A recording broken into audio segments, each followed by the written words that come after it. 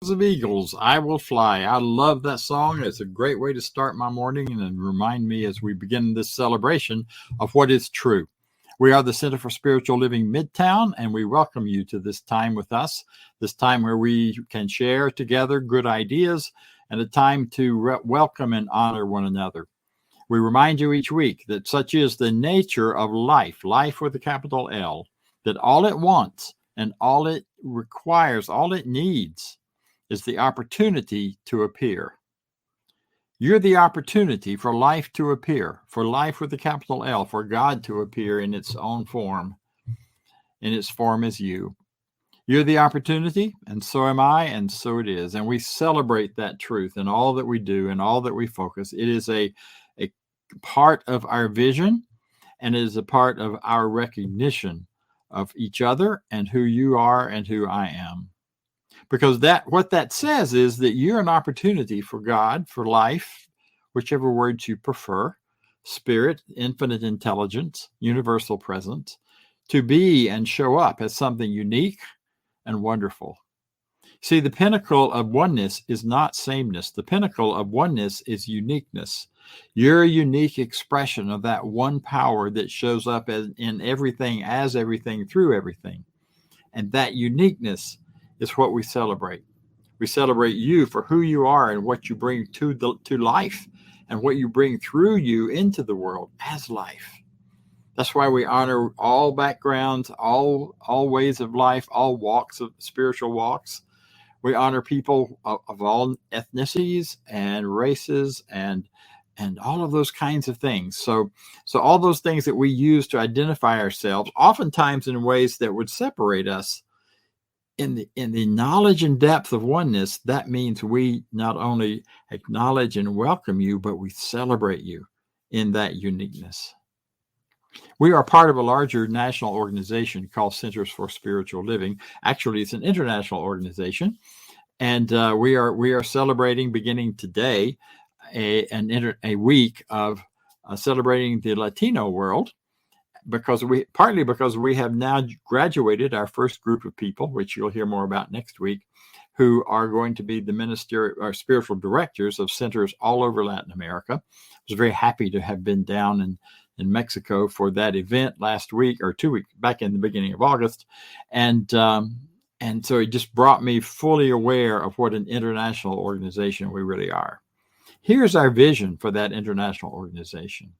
We envision humanity awakening to its spiritual magnificence. Humanity, that means you and me and all of us. And discovering the creative power of thought.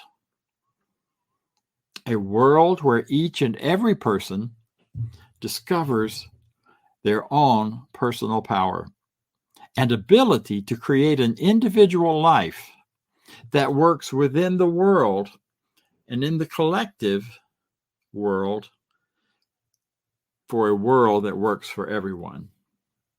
Now, this is our vision. This is where we're moving toward. This is what we're creating. This is what guides and directs all of our classes and our courses and our groups and our things that we do to support you and to support each other as we build a community, a beloved community, to bring about and bring forth that vision. That another part of what we believe, which is carried in our Declaration of Principles, which I'll also share with you now, is something really important as well. This is much more about our what we teach and what we believe in our everyday living, and that is that I believe in one God, one absolute power and first cause to all things. I believe that this power is perfect love, and it creates out of a desire to express love. I believe all thought is creative, and how I choose to think creates my personal experience. I believe in the unity of all life and the immortality of the individual soul forever unfolding.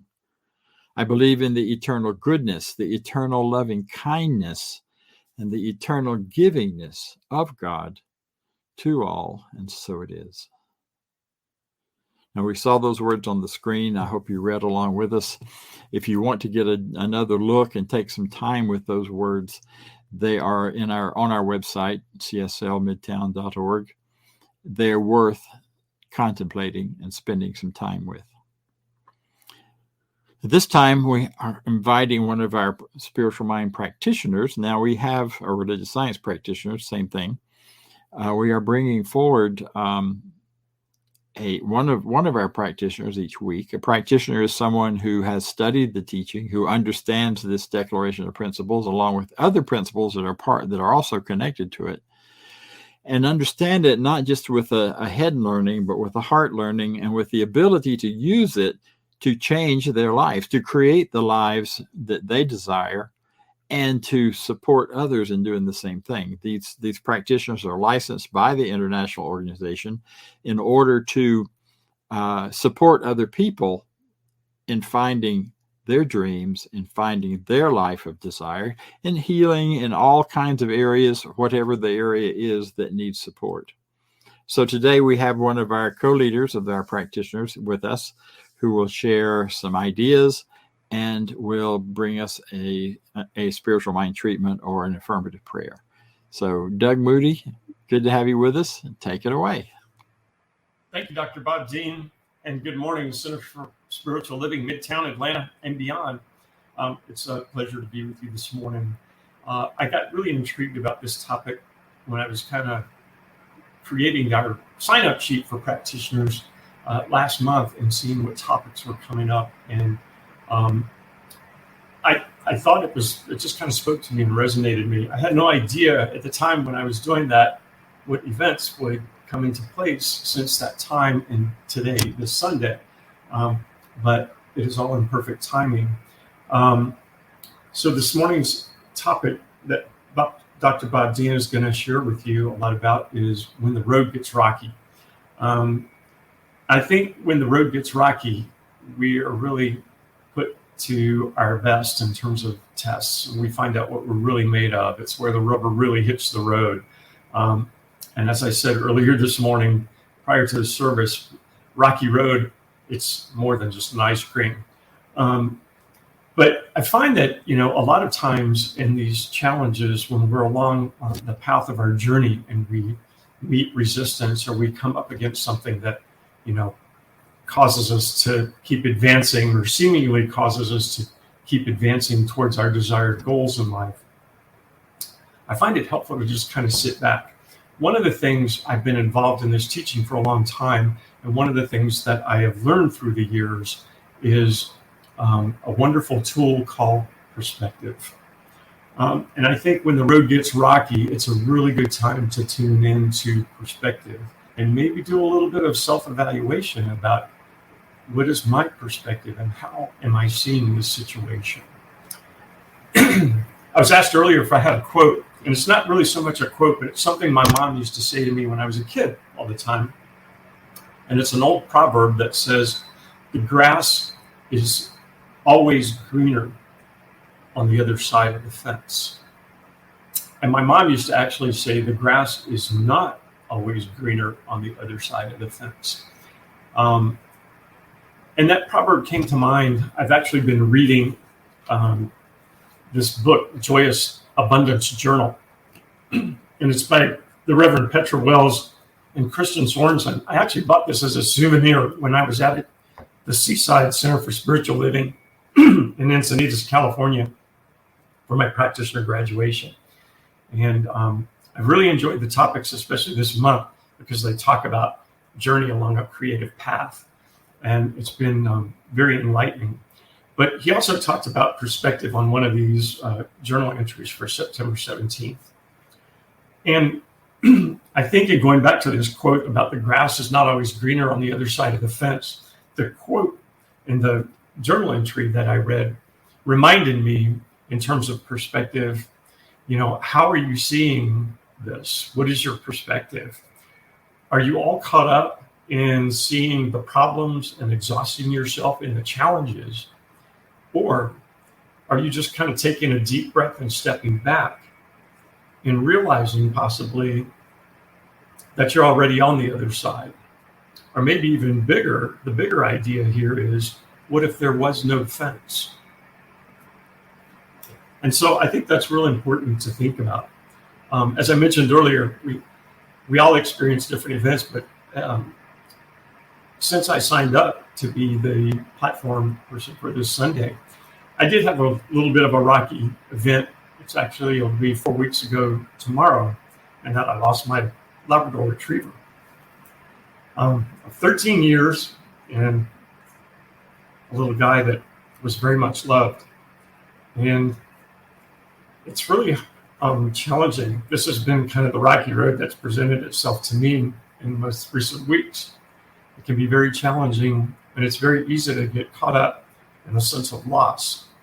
But what I have learned during these past few weeks, instead of, when I'm feeling that sadness or getting caught up in the feelings of loss, I quickly turn my thoughts to gratitude. I think about all the wonderful, joyful moments, the happy times, the love, the laughter that he brought to me and my partner Greg's life, to our families, even our nieces and nephews. And I've been going through a lot of old photographs and finding stuff on old PCs. And my partner just sent me some pictures yesterday that he found on his mother's PC down in Orlando, Florida. And it's just amazing how when you focus on that, it all kind of comes into perspective. And that perceived barrier, that fence is removed. And you can focus on letting your heart be filled with the joy and the love and the gratitude. And that's what pulls you through. So in light of that, I'm going to share with you a spiritual mind treatment this morning. I'm going to ask you to accept it in first person and accept what resonates with you, and just kind of throw over what doesn't resonate with you, and just kind of let it go. So if you will, just get comfortable in your chairs. Relax. And let's just close our eyes and be present in the moment and know this together.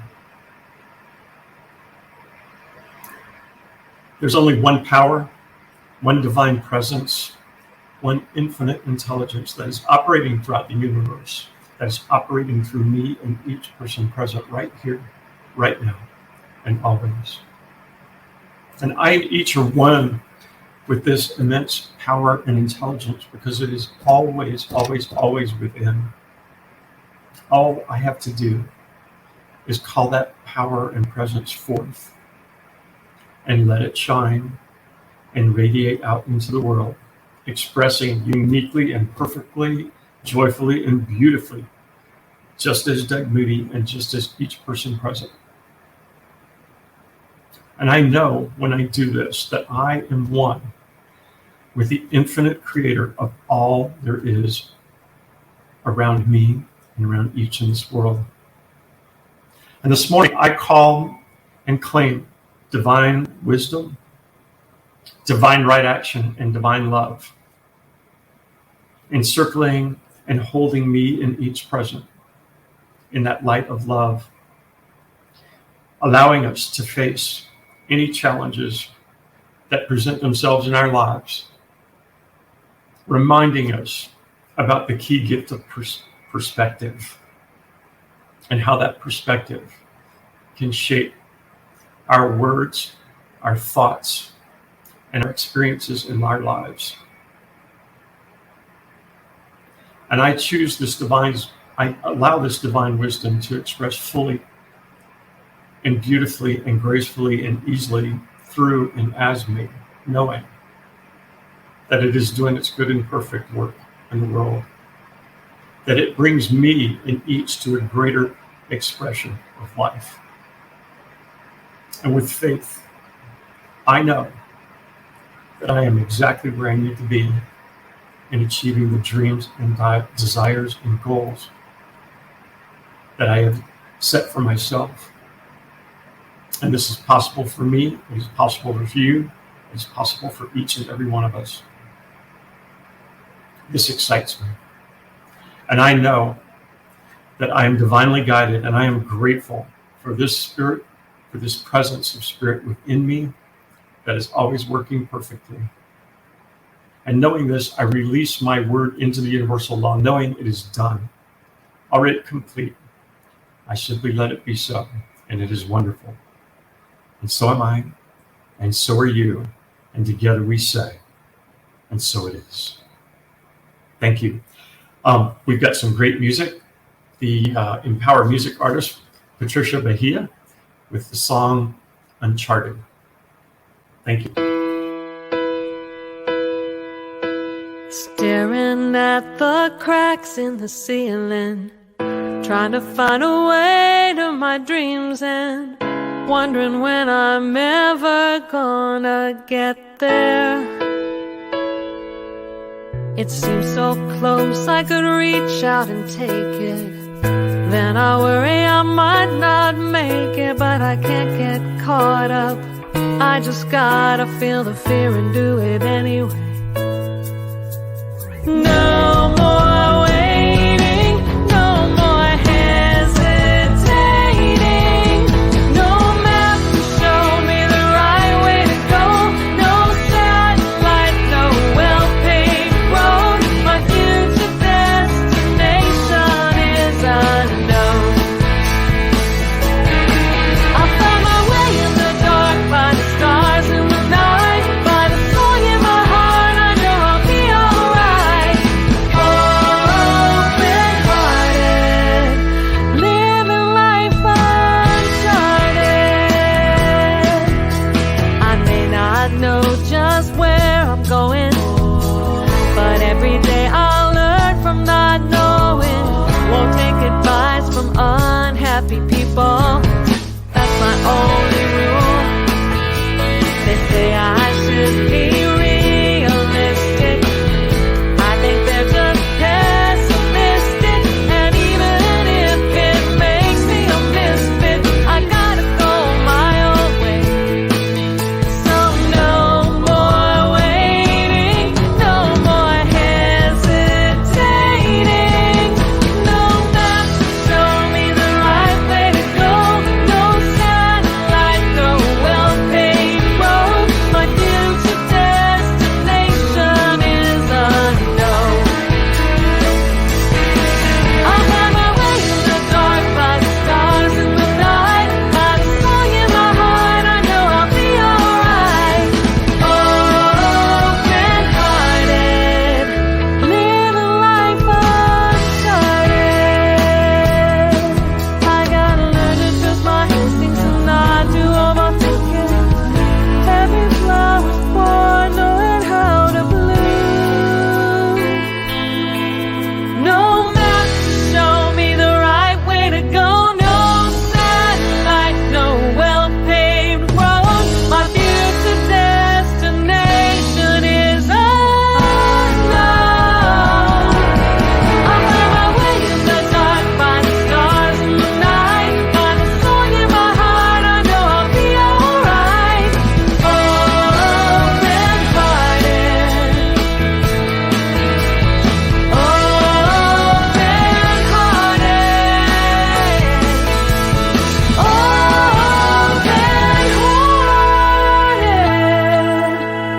living life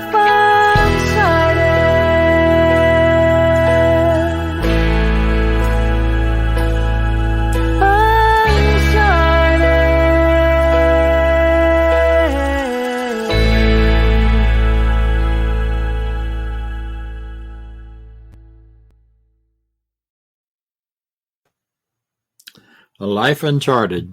That's a great, wonderful song. I've had some of those nights, as I'm sure you have, staring at the ceiling and wondering, okay, how's this going to go? Well, our talk today is entitled When the Road Gets Rocky. I love this title because it reminds me of some real good lessons I've had in the last month and a half on rocky roads. And I'll share some of this with you, not because I'm trying to enlist any kind of sympathy or anything else, but simply to give it as an example of what of how to work with those roads, or how I've worked with them, and what you may discover for yourself in that process that might be useful or work for you. So rocky roads. I spent the first week of August this year in Chapala, Mexico, which is outside of Guadalajara, and is a beautiful, wonderful resort kind of area. I was there for the graduation of our students who just finished and became spiritual directors for Latin America. And, you know, I love that place. Not the first time I'd been there, but the first time I'd been there in a long, long time. And I had some people who helped drive me around and show me things and take me where I needed to go to get supplies and meet dinner appointments and lunch appointments and all of that, which was quite lovely. However, here's the thing. That whole area around the lake, very large lake, beautiful lake, but that area has one paved road, paved with asphalt that we are accustomed to in the U.S. as a pavement that runs around the lake. And then all of the roads that go off of it, at least everyone I saw, into the town, around the town, up and down, back and forth, all along in the usual kinds of streets and things that go on there, are paved with rocks. They are rocky roads. They are the same for country roads going off of the main road. That's because there's such a plethora and such a plentiful supply of rocks. It's a pretty rocky area. It's in the mountains. And those rocks are plentiful and they're easy to work with, and they're easy to, it's mostly lime rock, so they can be pounded into a size that works. And after a couple of days there on the rocky roads, after we got when we get off the main road, and every time we turn around and we were off the main road, I was exhausted. I was pounding, bouncing constantly, holding on to the door of the cars and holding on to the seat next to me and trying to brace myself against all of that bouncing. And as I did, my neck got sore, my shoulders got sore, my whole body started to get sore. I would be so tired by the time it was time at night. So after 2 or 3 days of this, I began to think, this is horrible. How do people live this way? And so I asked, and guess what? Most of the people living there that I talked to about it, who are expats who come from other countries or come from the US or Canada, said, "Oh, we love these roads. What's wrong with it?" And I'm like, "What? You love these rocky roads? I'm bouncing my brains out and you're loving it?" "Well, you just have to learn how to deal with it," they said. And I said, "Okay, tell me." Well, what I learned was the first thing you got to do is really relax, loosen up, and let the road bounce you around. Don't resist it. Don't fight it. Don't hold tight against it like I was doing. I was like, bracing and hanging on because I just felt like it was shaking my brains out. But when I stopped doing that and my body relaxed into it, the vibration and the movement kind of started to feel pretty good and started to be okay. And I thought, well, that's interesting. And then I said, "Well, what else do you like about these? You say you like these roads. How can you?" Well, they said, the nice thing is once you get off the highway where everybody's zooming and you get on these roads, but they're basically cobblestone is the kind of thing I'm thinking of, to associate it with this country. You got to go really slow. You can't speed on those roads. It'll shake you till you can't hold on to the steering wheel. But if you go really slow, they're not too bad. And you kind of let your body go with the bounce.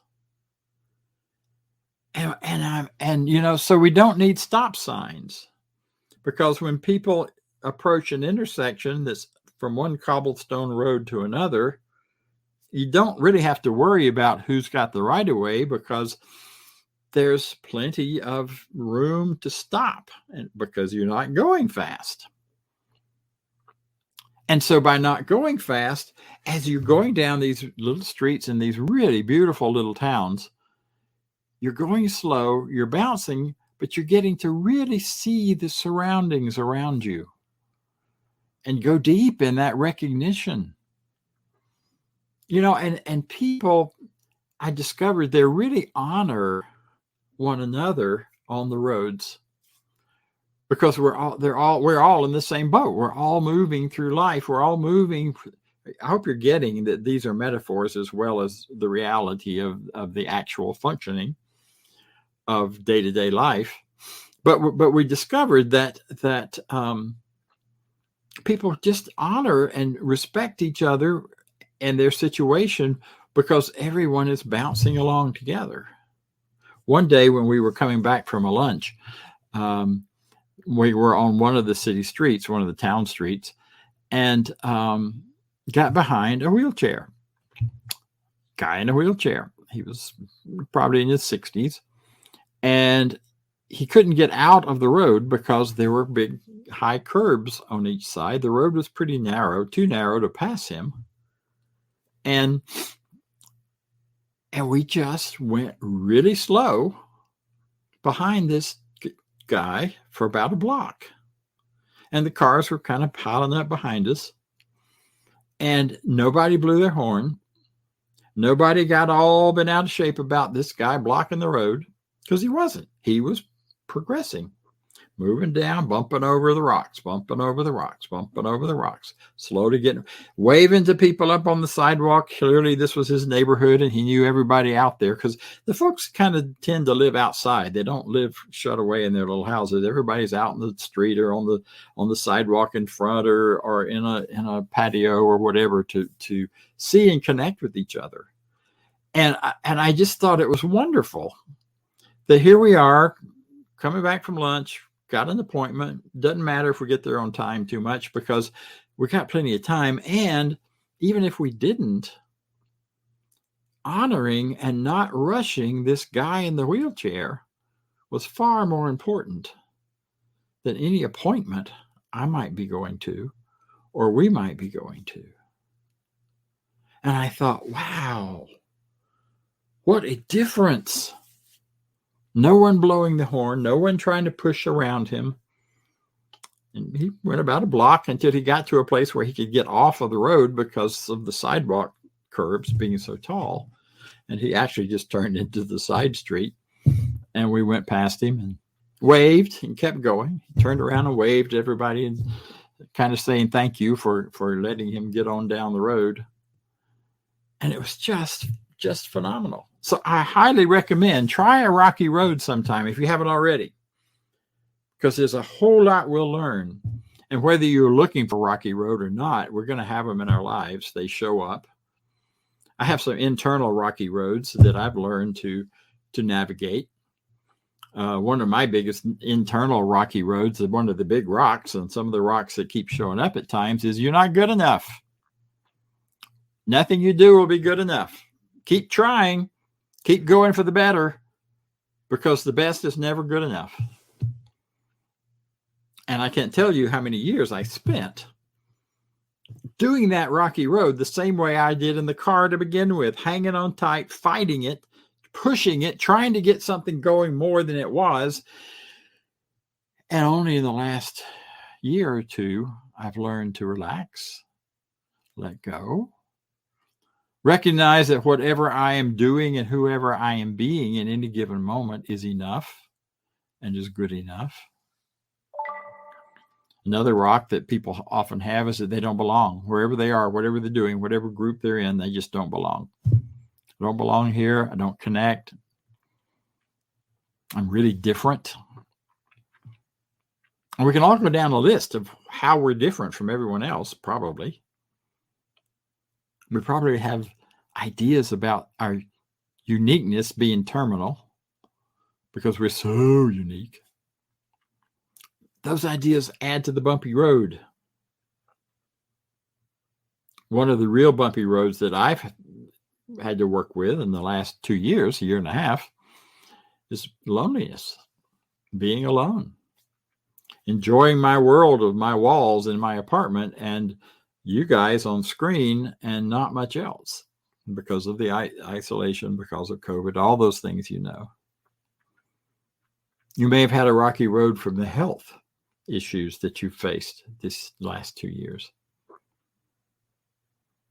And I don't need to name all those for you because you know what the rocky road is that goes on within you. But I think there's some real lessons to be learned here from the physical rocky roads that I traveled so much on for over a week. Down in Mexico. So one of the things that happens with rocky roads is we get really quick, I do, maybe you do, to judge, to make decisions about what's bad about these roads. What's bad about this road is I can't go very fast. I can't get to my next thing I'm trying to get to do in a hurry. What if it damages my vehicle? It's going to make me late. And then they're going to know that I'm not good enough, whoever they are.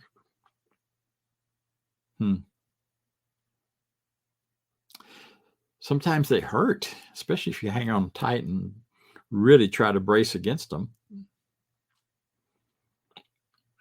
And that hurt can remind us sometimes of those things we believe to be lacking in ourselves, or those things we see to be lacking in others, or in our systems in which we live, our governments, our collective ideas of and ways of working together, our schools, on and on it goes. But I'd like to suggest to you another perspective, that maybe the rocky roads are not done to us, but for us, as we say in this teaching all the time. And maybe there's something good to be recognized on the roughest and longest of rocky roads. See, a rocky road allows you still to continue. I grew up in Florida, and we had lots of lime rock roads covering the sandy world of North Florida and the swampy, muddy parts as well. And lime rock gets crushed, and you put it out on, on the road, and it makes a kind of pavement, not one you can go very fast on. But without it, vehicles couldn't go anywhere in that part of Florida because you would simply bog down in the sand or the swamp. But the rocky road connects you and allows you the continuity to keep moving. Now, it may seem like it brings you to a complete stop sometimes, and those things inside of you may feel like they're going to, but if you keep bumping along with them, you're still moving through life. You're still getting to where you're going. Rocky roads show us our rough edges. They show us where we're hanging on to things that don't serve us anymore, where our tension is, where our fears are. And that's a gift, because if you know where that stuff is and what that stuff is, then you can apply the things we know in this teaching so well, these things of healing, these things that help us shift out of fear into possibility thinking.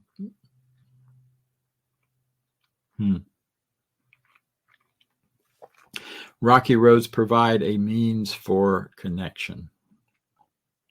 Have you ever sat in the waiting room of a surgical unit at a hospital? The people in there all dealing with family members who are going through some kind of surgery or some kind of major trauma. That's a rocky road to be on, whether you're the one in the surgery or the one sitting out in the waiting room. And people in those rooms connect, especially if they're there more than one day, in a really deep and powerful way. They get to know one another. They find out each other's stories. They find out what's motivating, what kind of, sometimes whether they want to be prayed for or not, what kind of support people need. You see people getting each other coffee, doing all kinds of things to connect that they would never have a reason to do anywhere else in that world or in our world. So our rocky roads and the rocks in the road often give us that pause to connect. And as I said with the physical rocky road, it slows us down. It gives us the opportunity to slow down and look deeply into those rocks, look deeply into what's going on in our lives at any given moment. And that's a huge goodness, a huge gift, and a great way to live. Imagine having that kind of sense of connection with people everywhere. So when you're on that rocky road, how do you handle that? What do you do when it pops up, when the road you were on? There were a couple of times when we were traveling, we went to a special sacred site while I was there. They took me in, and it was a carload of us, 2 carloads of us actually went up to this place, and it was wonderful. But it was about a 2.5 hour, seemed longer, drive on rocky road all the way there, bouncing. So what do? You slow down. I mean, to begin with, we were on an asphalt road. We were zooming along. It was great. Now, we couldn't zoom too much because people live all over that part of Mexico as if all the roads are rocky roads. So they take their time. They talk to one another. It's smoother. It's easier. It's quieter. It's less rushed. So on a rocky road, we'd be zooming along on asphalt, and all of a sudden, bouncy, we hit the rocky parts. And for miles and miles and miles, that's what we drove on. So rocky roads, when you get on a rocky road, slow down. Whether it's one of your inner worlds of rocky roads or external experience. Slow down. See, the point of life is not the destination, because you don't ever finish. You don't ever get there, wherever there is. The point is the joy of the journey. So when the road gets rocky, you slow down. Now, when I was a kid, I told you I lived in Florida, and we had these gravel lime rock roads, and they were pretty bumpy. You had to take your time, except that you could speed up and get going really fast on them, and then the shocks in the car would take care of all the bumps, and you had a pretty smooth ride. And that was just fine, except with that much bump in the road, you had a real challenge about losing traction and hydroplaning. No water involved, just a rough road. So you might be zooming along and having a smooth ride, but in doing that, you had to watch the road really carefully. You had to handle your car with complete 100% attention. No radio. Keep it quiet, because you got to focus in order to keep the car from sliding off into the swamp somewhere. That wasn't much fun. Not much of a way to live. So you might be able to force yourself on a rocky road to go really fast and get past it. But you're going to miss out on the opportunity to connect with what's really in your environment, what's in your internal environment, what's in the truth of you as you go on the road.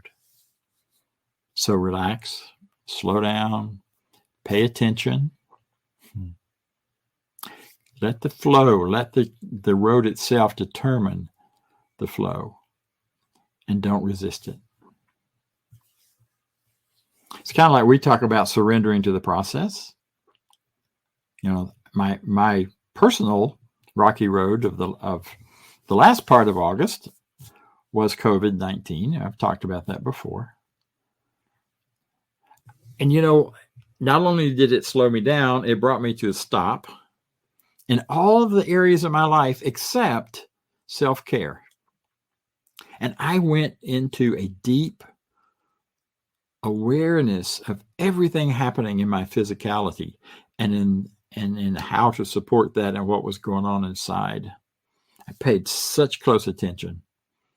I spent a lot of days in bed, and when I had the energy not to be, I wasn't. When I didn't have it, I went back.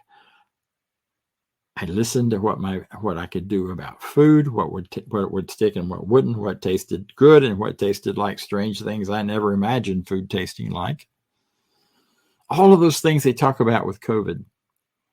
But the beauty, the value, the power that came through me for that event was stopping, listening, really getting in touch with the depth of my own physical experience and my own physicality for healing and health. I surrendered to the process completely. You had other speakers, everything was taken care of. And in doing that, I allowed what is natural for me and natural for every human being to happen. And that is healing. Allowing that within me to come forward. Healing is not a mystical, strange thing. Healing is simply the return to the experience of oneness. And our bodies naturally do that. Think about it. You get a cut. It parts. You got a two-ness going on. It heals back into a oneness, back into a singularity. And that's natural. You don't have to do anything to make that happen. So allowing yourself to enjoy that smoothness, to move into that. And as you go deeper into anything in consciousness, as well as in our physical bodies live within our consciousness, so you can't go deeper into your physical self without going deeper into your consciousness. When you do that, you move into the awareness of oneness. Or some would say you rise above it. Either way, it's the same thing, going deeper or rising above. And I learned something really important. I learned that pain and difficulty and struggle was not an option. That bumpy roads and that particular one, I needed to walk through it. But I also learned that suffering is optional. When I stopped fighting it, I stopped pretending something different. When I stopped saying it has to be this or that, when I stopped putting labels on what was right and what was wrong and what was good and what was bad, and simply said, this is what is. It was fascinating. As that happened, the suffering stopped. Yeah, there was still pain. Yeah, there was still discomfort. Yeah, I was still coughing my head off. But it was just like being on the rocky road in Mexico. When I stopped fighting it, when I stopped naming it as bad or good, it became a pleasant, joyful experience. I wouldn't call this one joyful. It took a while to get to joyful, but it wasn't suffering. I didn't feel that way.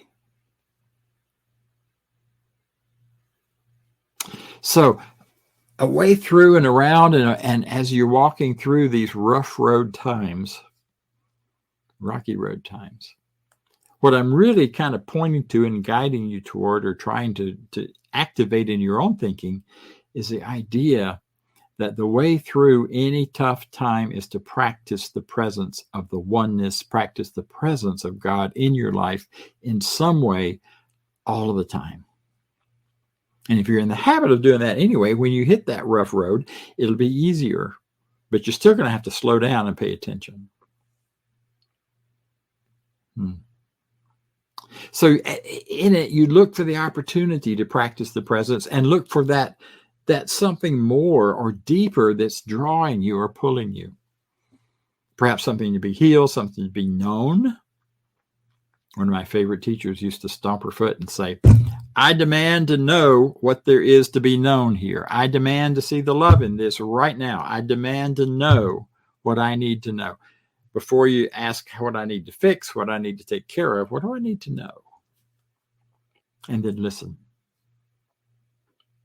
Because see, something inside of you always knows the way through. Something inside of you and me and all of us knows what needs to happen, knows what we need to know in order to find the smooth road again, or what we need to know in order to make or allow, perhaps, the rocky road to still be a pleasant experience moving through life. It's taking life on life's terms.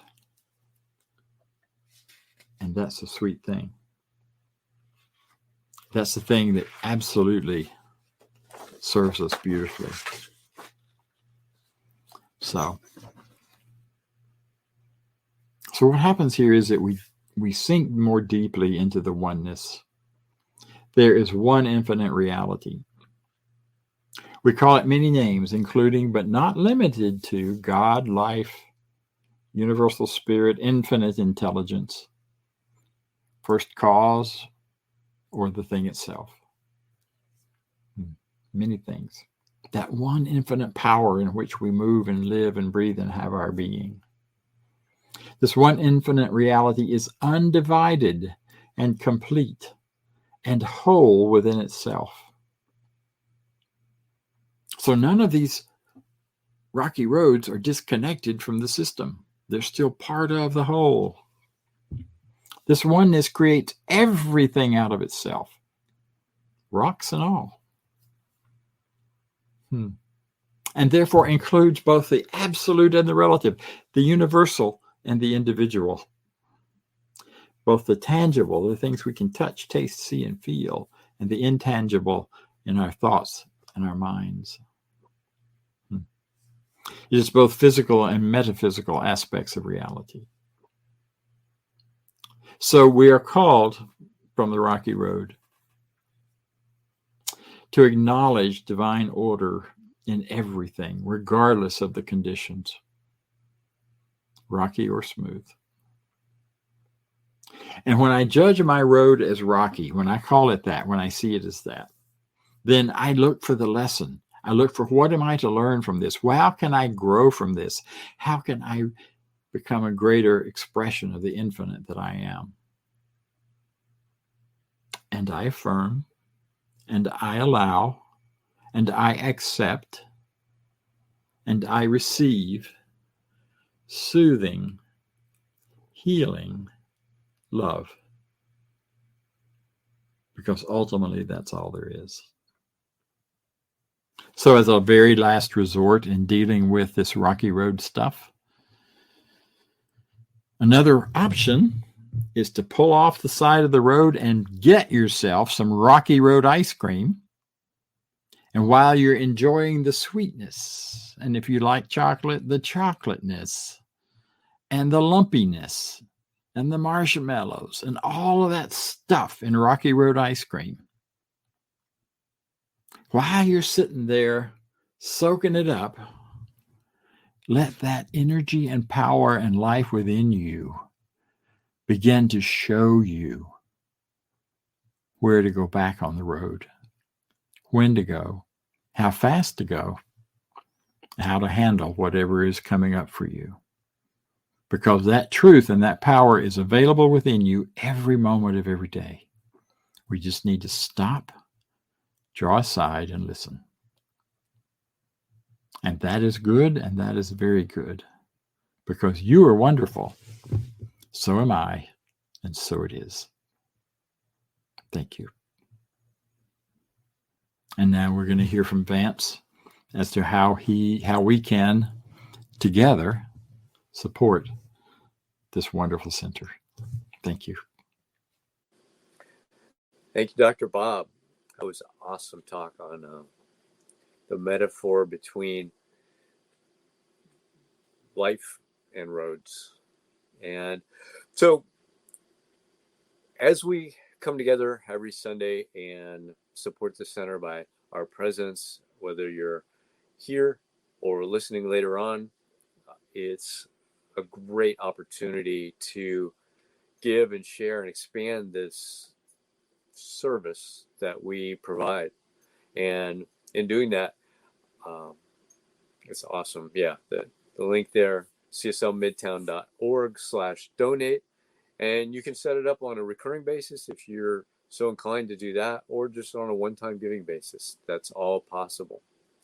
So if you would now with me say our affirmation of prosperity. I live in a universe of abundance. As I freely and joyfully give, I join in the divine flow. And all that I share with life returns to me, multiplied abundantly. And so it is. And on to announcements. And it's time for everybody's favorite fun game, announcements. Hey, stay in touch with the Center for Spiritual Living Midtown through our newsletter. Get one email a week letting you stay informed. And please subscribe when visiting YouTube to our YouTube channel. Those subscriptions go a long way. And while you're on your social media, why not give us a like and a share on Facebook? Let your friends know what we're doing. Invite them to come watch our services with you. And join us on our Zoom room throughout the week. We offer a variety of Zoom interaction opportunities each and every week here as part of the Center for Spiritual Living Midtown. 10 a.m. Sundays, our discussion group around the 365 Science of Mind book. Every Sunday, 12 noon Sundays, our community fellowship immediately following our Sunday services, and 12 noon on Tuesday, our online empowerment opportunity. The access information remains the same for all of our Zoom experiences. If you need access, please visit cslmidtown.org and you'll find access information on our website. Join us on any of our Zoom opportunities throughout the week. And while you're with us, be sure to connect with one of our professional practitioners. These are folks that are highly trained to support you along your spiritual journey. You can learn more on our website about our professional practitioners. Just head over to cslmidtown.org, click on About and Practitioners. Then you'll see their bios and a way to reach them and learn a little bit more about each of them. And please send us your prayer requests. Click on the Home tab and look for Affirmative Treatment Prayer Requests. Fill out the form, send it off, and get our professional practitioners praying for you each and every day. All right.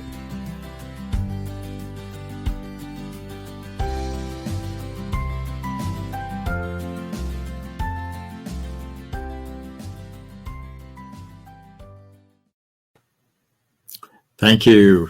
And thank you for your contributions. I just have one quick announcement to add to what we already have here. And that is that our Wisdom Wednesdays, which is from 7 to 8 o'clock on Wednesday nights, will resume the first Wednesday in October. That's October 6th. We're going to begin by reviewing some of the very basic ideas of science of mind, of what we're talking about. Because I realize I speak every week with the assumption that you all know what I'm talking about. And hopefully you do understand enough of it. I know that when you repeat things often enough, most adults learn. However, if you have a lot of questions, if you have clarifications you want to look for, Wednesdays 7 to 8 would be the time to do it. We're going to do some talking. I'll do some teaching. We'll also do some experiential work with meditation and listening. And we'll spend a couple of weeks on those basic ideas: oneness, law of attraction, which is another way of talking about the law of cause and effect, looking at how heart and head work together in this teaching. We're also going to then begin to branch into some weeks where we look at the 4 areas of life and how to bring these ideas to those areas: health, wealth, love, and creative expression or work. And that will take us on in towards the holidays, and we will work with these ideas each week. I'll have some announcements coming out on Facebook and hopefully YouTube as well on what to expect each week. There's no charge, although we ask for a love offering.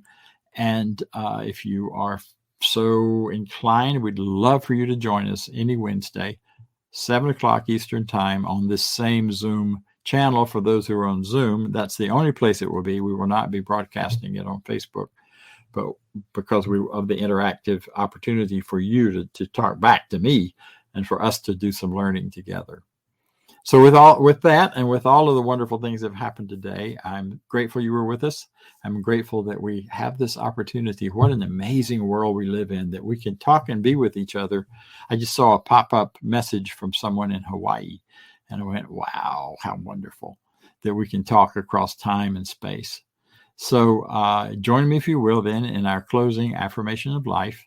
This is where we go from today.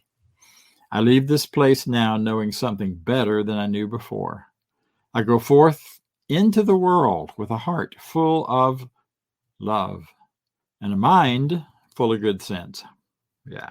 I look at the world in a greater way, knowing that I have within me everything I need to create the life I desire. I give thanks for this understanding, and I am grateful for the spirit of life that lives through me. And so it is.